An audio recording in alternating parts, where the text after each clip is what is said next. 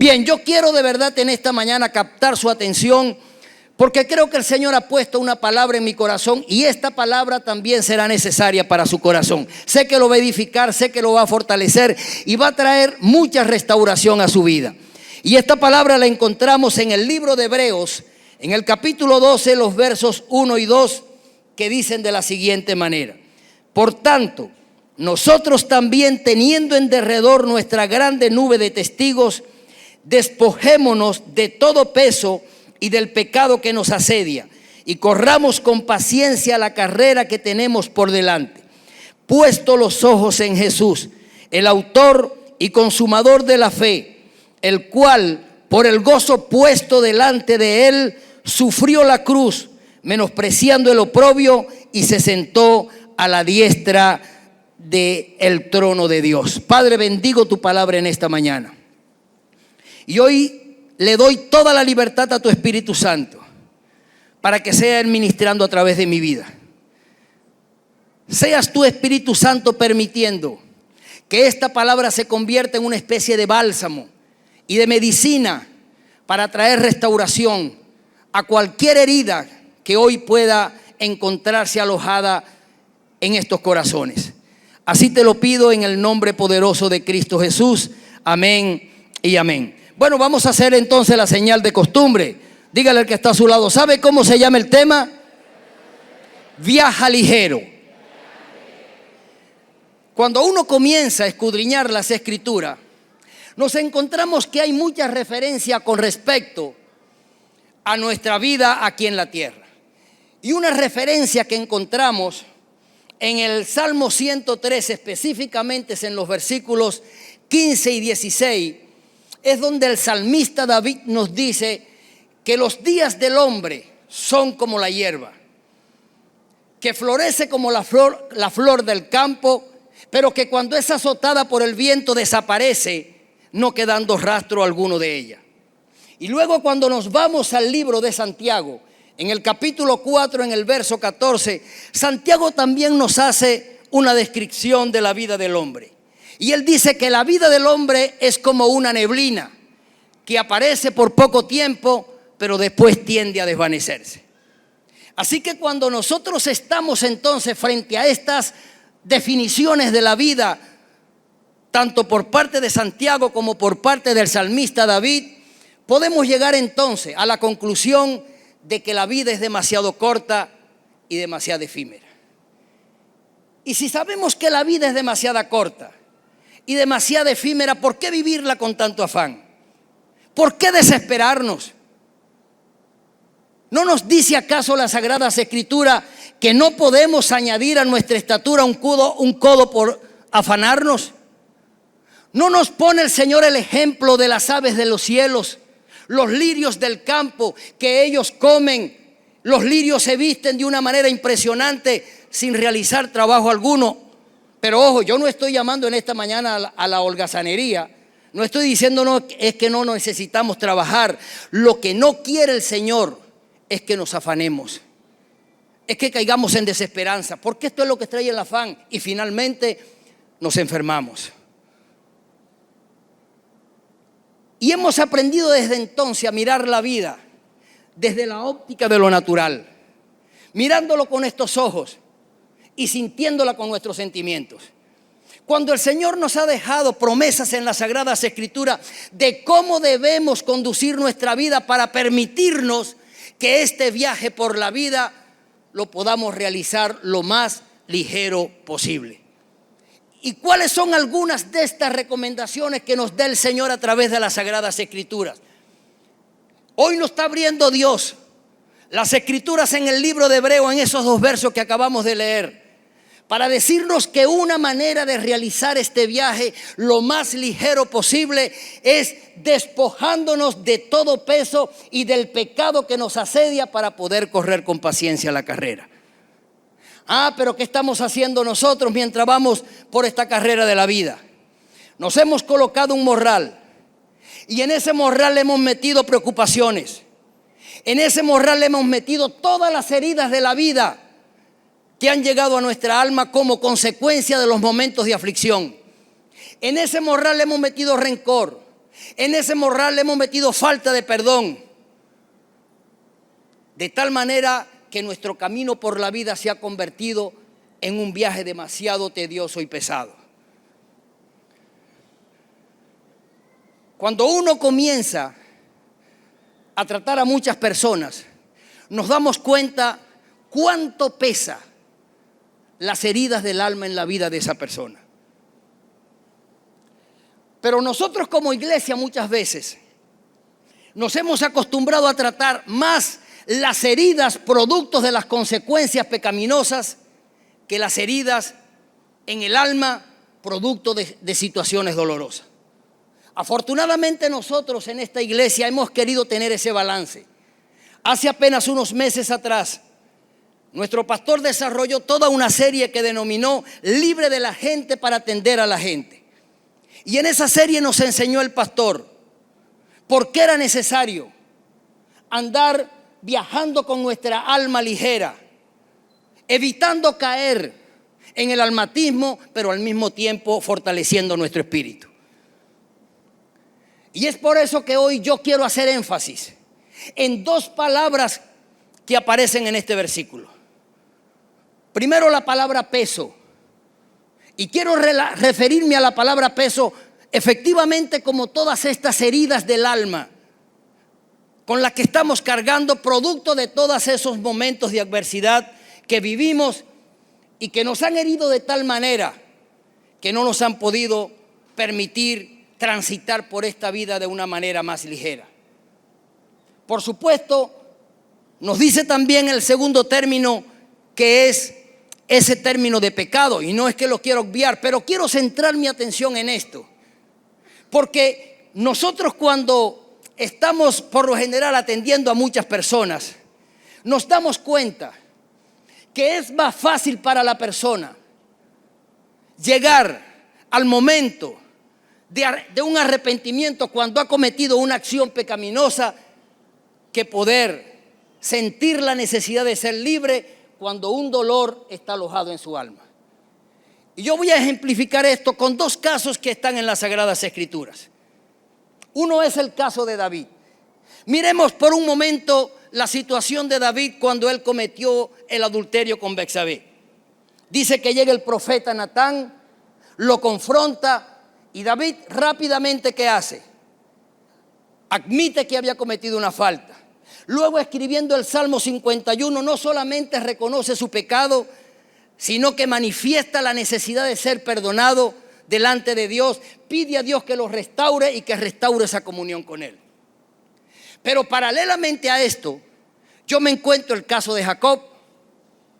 Dice la Biblia que en el momento en que los hijos de Jacob llegaron en su mano con aquella túnica de su hijo José, este hombre inmediatamente se sintió turbado y decidió sumergirse en un luto.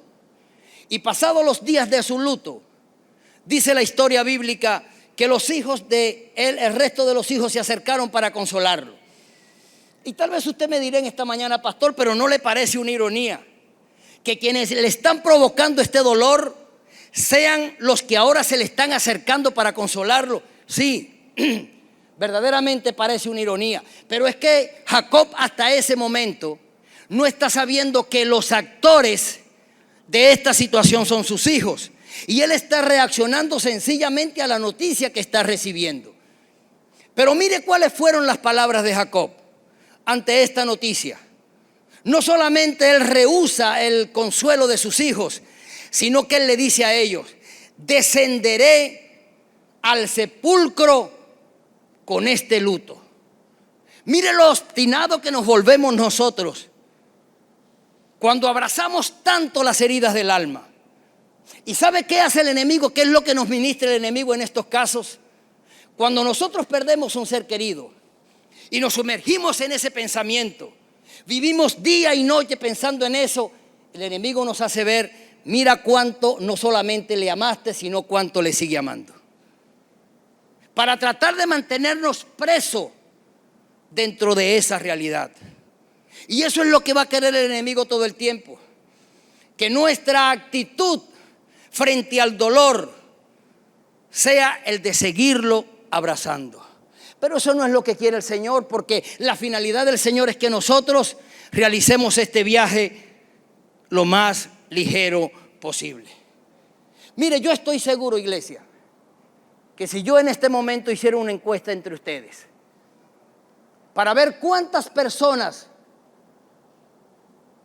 están viviendo consecuencia a causa de su pecado y cuántos están viviendo consecuencia a causa de heridas en el alma, seguramente la balanza se va a inclinar por los que tienen heridas en su alma.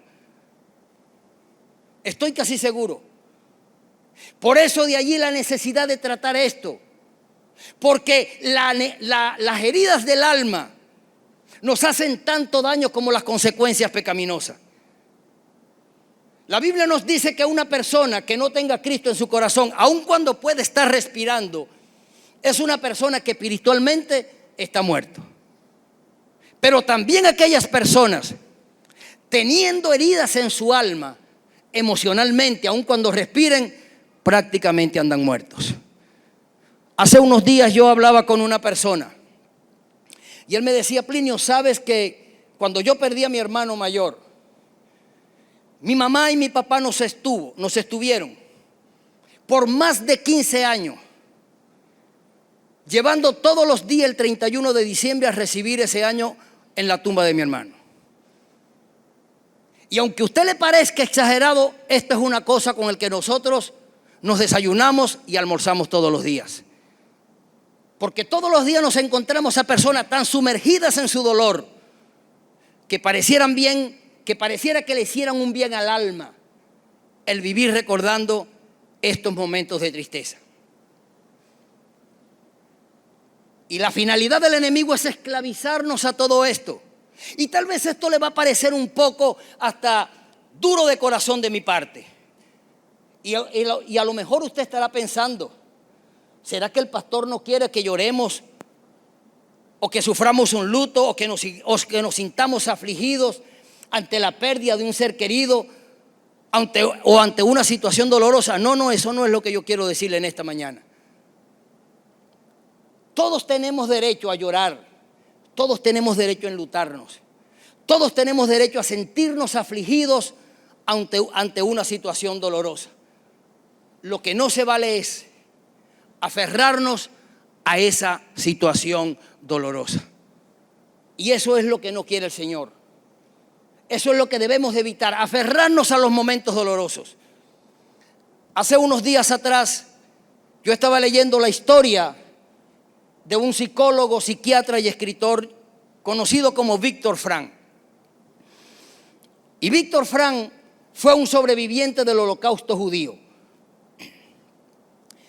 Él junto a su familia fueron llevados en ese momento a los campos de concentración, y él en lo particular dice que lo pasearon como por 4 campos de concentración, donde después fue separado de todos sus familiares. Y él dice que en esos campos de concentración vivió los peores traumas de su vida, experimentó los peores castigos. Pero Víctor Frank tenía un arma letal a su favor, que era la oración. Y él se dijo un día: la oración con el íntimo es de un íntimo. Y eso fortaleció tanto la vida de Víctor Frank que no se quiso desvanecer ante las adversidades. Y cuando pasa la Segunda Guerra Mundial, él dice, se fue a Alemania y comenzó una búsqueda de sus familiares, pero la búsqueda resultó negativa porque todos ellos habían muerto, no pudieron sobreponerse a dicho holocausto. Y en ese momento él dice que entró en una crisis, en un momento extremo de depresión, donde pareciera que ya la vida no cobraba sentido para él. Pero estando en ese momento de depresión, Víctor Frank llegó a ciertas conclusiones. Y una de las cosas que él se dijo fue: todos tenemos derecho a experimentar diferentes circunstancias en la vida. Sin embargo, todos podemos cambiar dichas circunstancias. Y luego se dijo: todos tenemos cierto grado de libertad para decidir qué actitud tomar ante las adversidades. Y finalmente él concluyó diciendo: las grandes alteraciones psicológicas en la vida del ser humano tienen dos razones: por falta de fortaleza y por falta de sentido espiritual. Y esta fue una de las conclusiones que me llamó poderosamente la atención. Porque es que, iglesia, ciertamente cuando se producen vacíos espirituales en nuestra alma, estamos expuestos a que las situaciones dolorosas nos puedan destrozar. Cuando dejamos que las situaciones dolorosas golpeen tanto nuestra alma, podemos cambiar la dirección de nuestro espíritu y comenzar a mirar la aflicción por la que yo estoy pasando. Y la pregunta que debemos de hacernos hoy es: ¿qué voy a hacer entonces con mi pasado doloroso o con los éxitos de mi pasado? Porque las aflicciones siempre van a llegar. Las aflicciones nunca van a desaparecer de nuestro camino.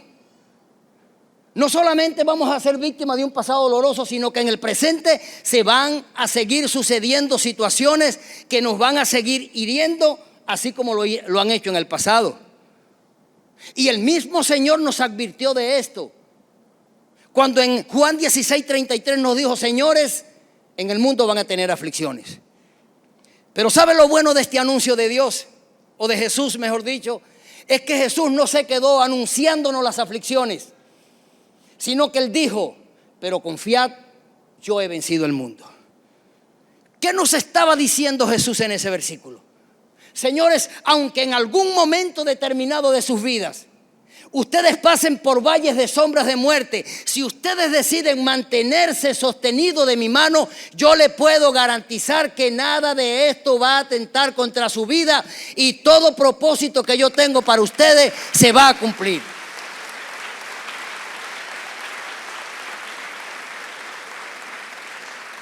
Y mire que ya desde el pasado Dios siempre ha querido alentarnos frente a las circunstancias adversas o frente a los momentos de dolor. Cuando leemos el libro del profeta Isaías en el capítulo 41:10, el Señor nos trata de motivar con una palabra extraordinaria, de tal manera que podamos continuar nuestro camino por la vida, no solamente de una manera ligera, sino con una actitud totalmente diferente. Y en ese versículo el Señor nos dice: no temas, porque yo estoy contigo. No desmayes, porque yo soy tu Dios, que te esfuerzo. Mire lo que dice la palabra: que te esfuerzo, queriéndonos decir: yo te voy a inyectar una dosis de determinación, te voy a inyectar una dosis de fuerza, para que nada de esto impida que cuando tú pases por las aguas no te ahogues, o por el fuego no te puedas quemar. Pero sigue diciendo el versículo que la ayuda de Dios no es una ayuda extemporánea ni ocasional, sino el versículo sigue diciendo: siempre te ayudaré, siempre te voy a sustentar con la diestra de mi justicia. Oh, qué maravillosa es esta promesa para nosotros. Así que si hoy tú eres una de esas personas que está sentada en esa silla o me está viendo a través de las redes sociales, yo quiero decirte hoy que Dios quiere sanar esas heridas, que Dios hoy te está permitiendo escuchar esta palabra para restaurarte. Y que si algo quiere Dios hoy, es que no te ancles ni en tu pasado doloroso, ni en tu pasado exitoso. ¿Qué vamos a hacer entonces con este pasado bueno o malo? Yo creo que hay dos cosas que podemos hacer. Una, aprender de todos los errores y de todas esas experiencias dolorosas. Dos, aprender de nuestros éxitos o de los aciertos para perfeccionarlos en el tiempo.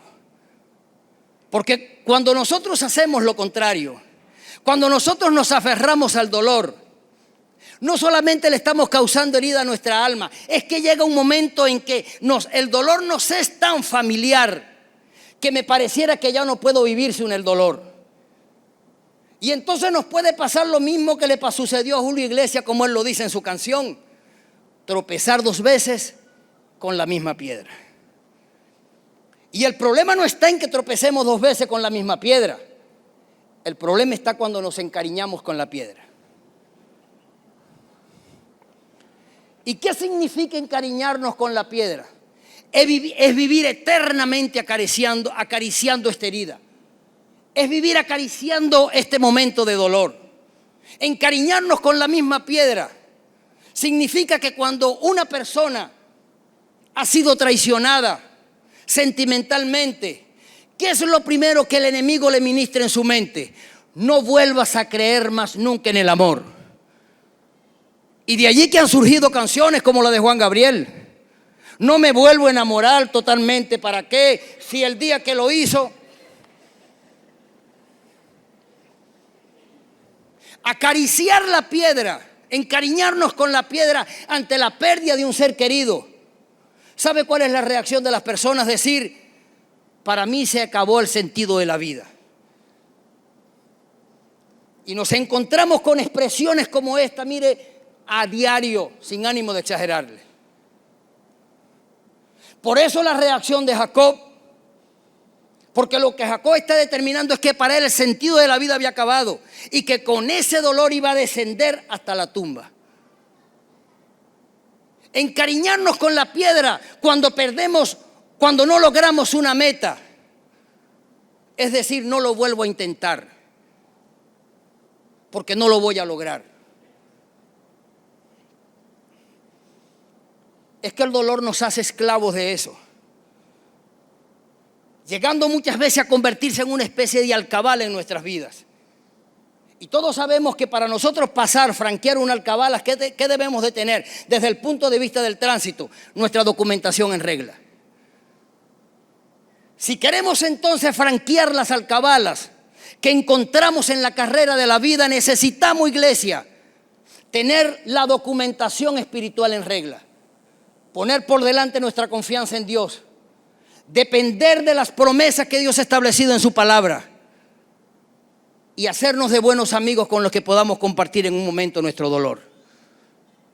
Porque de lo contrario, mire, nos hacemos personas que en algún momento determinado ni siquiera vamos a admitir el consejo de otro. Porque cuando nosotros estamos tan encerrados en nuestro dolor, llegamos a pensar que todo el que se nos acerca para aconsejarnos es un indolente. Es algo que no está viviendo lo que yo estoy viviendo. Y así nos los dicen. Lo que pasa es que tú no estás viviendo lo que yo estoy viviendo. Y muchas veces hasta indirectamente nos lanzan maldiciones diciéndonos, ojalá tú vivieras lo que yo estoy viviendo para que tú veas cómo se puede sentir una persona en mi situación. Así lo dicen las personas muchas veces. Por eso hay un pensamiento que dice que el ser sufriente se convierte en una fiera herida. ¿Y cuál es la reacción de una fiera herida? Una fiera herida está allí y cree que todo el que se le está acercando le va a infringir un daño. Asimismo es la persona que está dañada en su alma. Cree que todos los que nos acercamos somos unos indolentes. No tenemos corazones. Nunca hemos pasado por una situación adversa. Y mucho más si somos pastores. Porque las personas piensan que los pastores no tenemos derecho al dolor. Tenemos un corazón tan blindado que ninguna de las situaciones adversas por las que podamos experimentar en algún momento determinado le van a causar daño a nuestra alma. Y hace días yo hablaba con unas personas y me decían, no sabe cuántos traumas, Plinio, tengo de mi pasado. Yo le decía, bienvenido al club.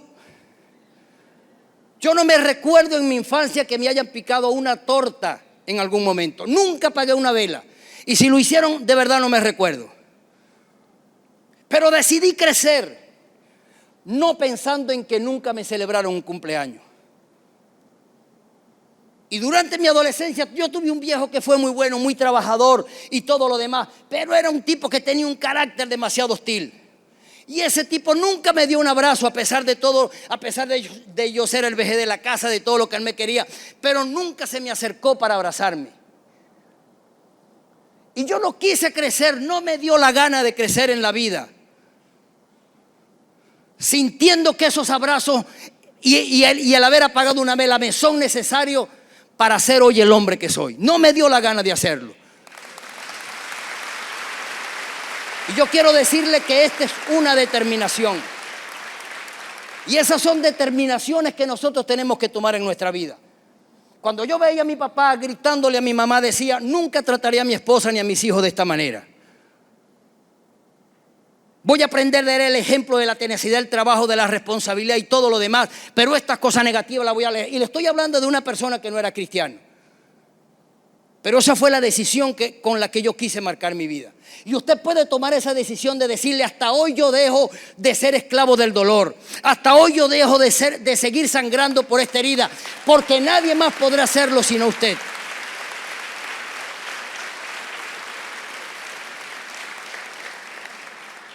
Pero también nuestros pasados excelentes nos pueden esclavizar. ¿Cuántas personas no se deleitan en contemplar lo bueno que ha pasado, las experiencias positivas, los momentos hermosos, los momentos de abundancia que vivieron atrás? ¿A cuánto nos encontramos hoy diciendo: ¿sabe qué hacía yo con mis utilidades hace unos 20 años atrás? Me iba a Margarita, pintaba el carro, compraba ropa nueva y todavía me quedaba para pintar la casa. Estás hoy en mayo del 2023. Olvídate de hace 23 años atrás. ¿Tú quieres volver a hacer lo mismo que hiciste 20 años atrás? Entonces haz cosas nuevas. Esfuérzate en perfeccionar lo que hacías y vas a tener más ingresos. Hay un artista que un día pintó una obra magistral. Y esa obra fue objeto de premios. Fue llevado a las galerías. Y él dejó una réplica en su casa. Y él entonces se la pasaba siempre contemplando aquella hermosa pintura que había realizado. Y un día un amigo lo visita y le dice: oye, estoy observando que cada vez que te visito estás contemplando esa pintura. Y él dice: que no puedo dejar de hacerlo, es algo tan magistral, tan maravilloso. ¿No viste cuántos premios se ha ganado? ¿En cuántas partes está exhibida? Y él le dijo: ¿sabes una cosa? Si continúas en esa actitud, arruinarás tu talento. Y eso quiere el enemigo, que nosotros arruinemos también nuestro talento mirando las cosas buenas que hicimos en el pasado. Y es aquí donde entran perfectamente las palabras descritas por el apóstol Pablo en Filipenses 3:13. Mira lo que dijo Pablo: hermanos, yo mismo no pretendo haberlo ya alcanzado, pero una cosa hago, olvidando ciertamente lo que queda atrás y extendiendo mi mirada a lo que está delante. ¿Qué cosa estaba olvidando Pablo del pasado? Pablo estaba olvidando del pasado cosas buenas, como estaba olvidando cosas malas. Pero Pablo un día tal vez se dijo: si yo decido sentarme en la silla de las cosas buenas o de las cosas malas, para comenzar a pensar cuántos éxitos ministeriales o cuántos castigos he recibido por realizar mi ministerio, si me siento en la silla del dolor para pensar cuántas veces fui encarcelado, si me siento en la silla del dolor para pensar cuántas veces fui apedreado, si me siento en la silla del dolor para pensar cuántas veces naufragué, cuántas veces fui despreciado, lamentablemente no voy a poder seguir con mi asignación. Pero si se hubiese sentado en la silla del éxito, él hubiese podido decir: oh, cuántos éxitos he tenido. He fundado y consolidado cientos de iglesias. He escrito varias cartas. He ayudado a muchas personas a ser liberadas de las ataduras satánicas. He predicado el evangelio en distintas ciudades. Y como si fuera poco, tuve la experiencia sobrenatural que ningún otro hombre ha tenido aquí en la tierra, de haber sido traspuesto al tercer cielo. ¿Sabe qué hubiese pasado con Pablo si eso hubiera hecho su razonamiento? Hubiese creído que ya no hay más nada por qué seguir o continuar en la vida cristiana. Y eso es lo que quiere el enemigo: que llegue el momento en que nosotros nos paralicemos, o bien por los momentos de dolor o bien por los momentos de éxito. ¿Por qué quiere el enemigo que nosotros nos mantengamos en este punto inicial y no demos este paso y llegamos a este otro extremo? Porque el enemigo sabe que cuando tú caminas con Dios de un extremo a otro, algo va a suceder en el interín de ese extremo, y algo va a suceder cuando llegues a la otra orilla. Mira la experiencia de Jesús con sus discípulos. Le dice: vayamos a Gadara, vayamos a la otra orilla. ¿Qué hizo Satanás? Levantó una gran tempestad en medio del mar, impidiendo que ellos pudieran llegar a la otra orilla, porque Satanás sabe que donde Jesús llega hay libertad. Satanás sabe que donde Jesús llega hay restauración. Satanás sabe que donde Jesús llega hay propósito de vida. Y por eso él quería o quiso poner todas estas interrupciones para que esta gente no llegaran a la otra orilla. Porque ¿sabe qué sucedió en la otra orilla? ¿No es verdad? Ellos se consiguen con un endemoniado, una persona que tenía más o menos 6,000 demonios. ¿Y sabe qué pasó con esa persona una vez que fue libre? Se convirtió en el portador del evangelio en toda esa región. Satanás sabe que si estando en el punto de partida de tu dolor y de tu aflicción, de tu desesperanza, de esa herida que está sangrando, tú decides dar el paso para llegar a este extremo, para ti va a haber sanidad, para ti va a haber restauración, para ti va a haber propósito. Y por eso Él no quiere que tú des el paso. Por eso es que Pablo ahora hace algo más. Cuando usted lee el verso 14, ya Pablo no dice: me estoy olvidando de lo bueno y lo malo que dejé atrás, sino él dice: prosigo mi meta al premio del supremo llamamiento en Cristo Jesús. Y esto es ser una persona enfocada en medio de la adversidad. Esto es una persona que se enfoca en el tránsito de su vida, queriendo hacer de ese viaje un viaje ligero.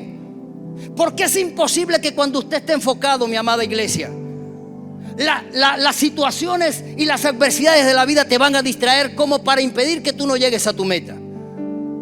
Por supuesto, nos van a causar heridas. Por supuesto, en algún momento nos van a desanimar. Pero cuando usted mantiene una relación con Dios, cuando usted trata de blindar sus emociones con la palabra, es imposible que nada de esto lo pueda destruir usted. Miremos por un momento a Elías. Elías es un hombre que vivía una comunión con Dios. Fue uno de los grandes profetas del Antiguo Testamento. Y Elías viene de realizar una hazaña extraordinaria. Desafía a los profetas de Baal. Le dice: bueno, vamos a realizar aquí una especie de competencia, pongámosle ese nombre, y vamos a realizar un holocausto. Amontonen bastante leña, échenle agua, tanto el de ustedes como el mío. Invoquen ustedes su Dios y yo luego voy a invocar mi Dios.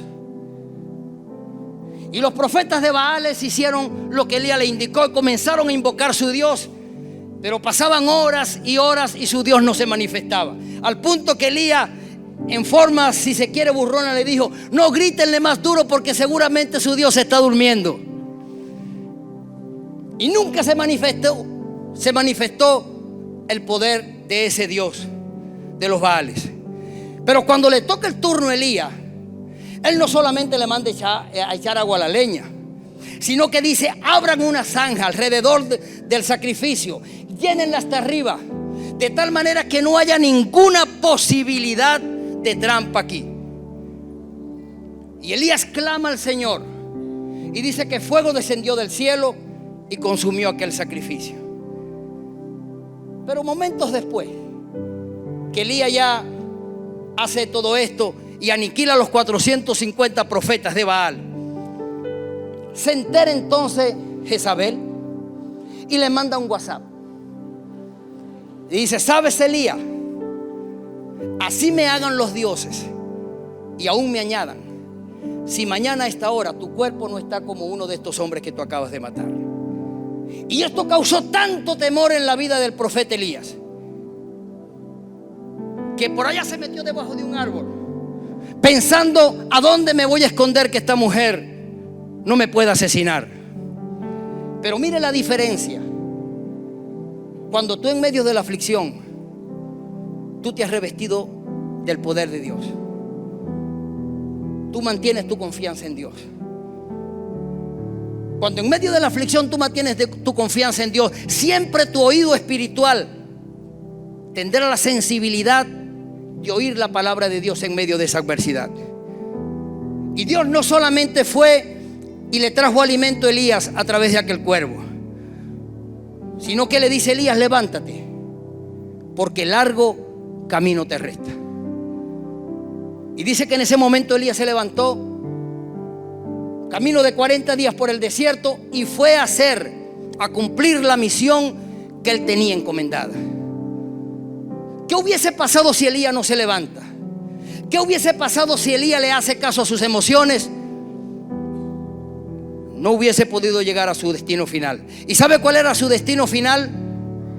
Consagrar a Eliseo como el sucesor de él, y nombrar a 2 reyes de Israel. Por eso el enemigo se interpone tanto en tu restauración emocional. Y no podemos darle el lujo de distraernos. Mira lo que hace el águila. El águila, cuando ve en lo alto, el cuervo llega y se le monta en su espinazo o en su cuerpo y comienza a picotearla. El águila no hace nada para defenderse. ¿Sabe qué hace el águila? Se remonta alto, y la presión del aire hace que el cuervo por sí solo tenga que dejar libre el águila. Si hoy tú decides, en medio de tus aflicciones, remontarte en lo alto con la ayuda de Dios, vas a ver cómo se desploman todas estas aflicciones de su vida. Hoy mismo te puedo garantizar, comenzará una restauración en tu interior. Pero es necesario que tú des el paso. Porque es que una persona enfocada sabe que va a hacer hacerle caso a lo que nos está diciendo el libro de los Hebreos. No solamente se va a despojar del peso y del pecado que le asedia, sino que va a decidir correr con paciencia la carrera. Y yo creo, iglesia, que esta carrera de la fe y esta carrera de la vida que estamos realizando no es una carrera de velocidad, es una carrera de resistencia y llena de muchos obstáculos. Y resistiremos y venceremos los obstáculos quienes corramos esta carrera con paciencia. Finalmente, ¿cuál es la otra recomendación que nos da el escritor de los Hebreos en el verso 2 que leímos? Él dijo: puesto tus ojos en el autor y consumador de la fe. Y mire lo que dice ahí en lo siguiente: el cual puso su gozo por delante antes de llegar a la cruz. Y haber puesto su gozo por delante le permitió mirar la cruz, no como el lugar de destrucción de su cuerpo, sino mirar la cruz como el gran escenario que estaba utilizando Dios en ese momento para darle conclusión a la obra de redención que Jesús tenía que Dios tenía a través de su persona.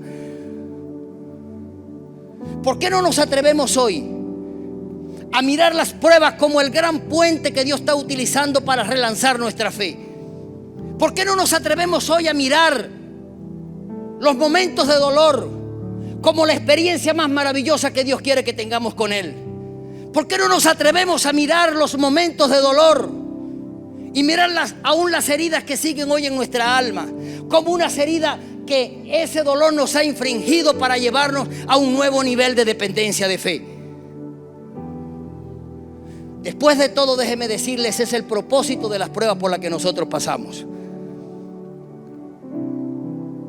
Que después de este dolor y de superarlo, nosotros nos podamos convertir en una especie de bálsamo para aquellas personas que están sufriendo o han sufrido para nosotros.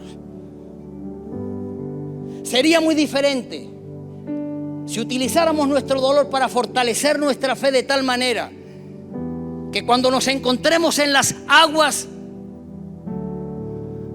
de la aflicción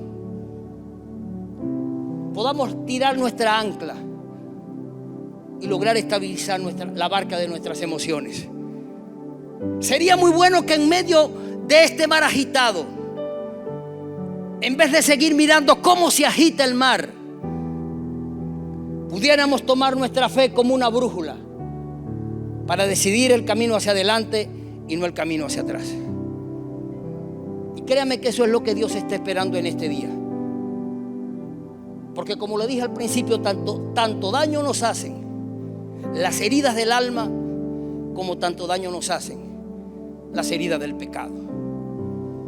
Una persona que esté herida en su alma es alguien que se va a desanimar. No solamente pierde el sentido de la vida, no solamente pierde el deseo de seguir luchando y de seguir viviendo. Es una persona que se desanima en su fe. Es una persona que no quiere continuar. Es una persona que llega el momento en que no quiere ni siquiera congregarse, mucho menos doblar rodillas para clamar a Dios, porque comienza a acusar a Dios de sus situaciones. Pero una persona que esté pasada por momentos de aflicción y que pueda entender que esas aflicciones tienen un propósito en su vida, será una persona que irá de gloria en gloria y de victoria en victoria. Yo quiero que te pares por un momento en esta mañana. Y yo quiero que ahí tú le digas al Señor en esta mañana, cierra tus ojos y dile: Señor, hoy he venido con mi corazón destrozado. Y aunque he tratado de buscar solución, cura para tratar de que estas heridas del alma cicatricen, todo esfuerzo me ha resultado infructuoso. Y por eso hoy dispongo mi corazón y mi alma, Señor, para que seas tú hablándome, para que seas tú que con el bálsamo de tu palabra no solamente me restaures, sino que me sanes y me permita ser un instrumento de bendición para aquellos que han estado en mi situación, de tal manera que yo les pueda servir de ánimo y de aliento a su vida. Señor, hoy decido renunciar a todas estas ataduras que hay en mi alma, las ataduras que tengo por las cosas dolorosas que me han sucedido, como las ataduras que tengo por las cosas de éxito que he experimentado. Y decido, Señor, llevarlas a mi pasado y entender que en ti me espera una vida de propósito y momentos de oportunidades. Yo quiero que en este momento prestemos nuestros oídos para oír esta hermosa canción con que los adoradores nos van a deleitar. A tus pies arde mi corazón, a tus pies entrego lo que soy. Es el lugar de mi seguridad, donde nadie me puede señalar. Me acercaste a tu presencia, me levantaste y hoy me postro a adorarte. No hay lugar más alto, más grande que estar a tus pies, que estar a tus pies. No hay lugar más alto, más grande que estar a tus pies, que estar a tus pies. Y aquí permaneceré, postrado a tus pies. Y aquí permaneceré a los pies de Cristo.